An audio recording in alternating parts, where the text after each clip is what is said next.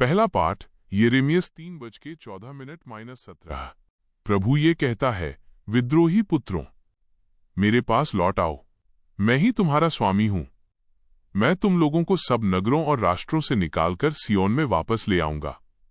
मैं तुम्हें अपने मन के अनुकूल चरवाहों को प्रदान करूंगा, जो विवेक और बुद्धिमानी से तुम्हें चराएंगे।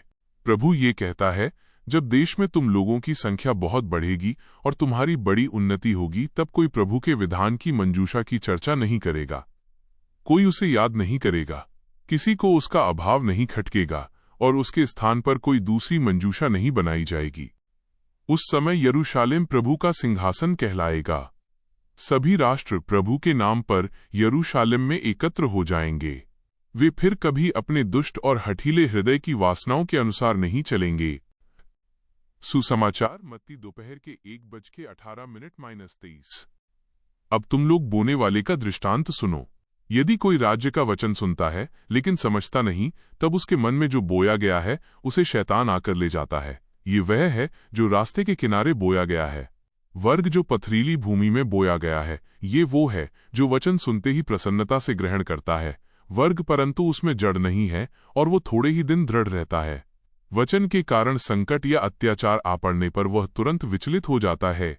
वर्ग जो कांटों में बोया गया है, यह वो है जो वचन सुनता है, परंतु संसार की चिंता और धन का मोह वचन को दबा देता है और वो फल नहीं लाता।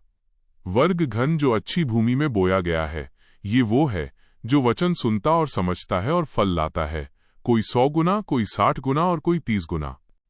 चिंतन। इस आधुनिक समय में जब हमारे पास खेती करने की जमीन नहीं है, हम कुछ मिट्टी ढूंढकर गमले में खेती करते हैं या अपने घरों की सुंदरता को बनाए रखने का कार्य करते हैं।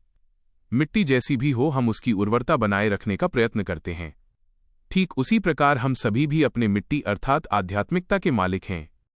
क्या हम अपनी आध्यात्मिकता की उर्वरता को बनाए रखने का प्रयत्न करते हैं?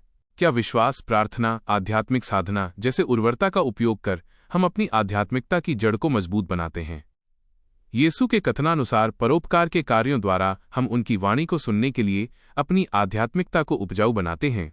इसलिए आज हम प्रार्थना करें कि हम अपनी आध्यात्मिकता को ईश्वर की वाणी के लिए अनुकूल बना सकें।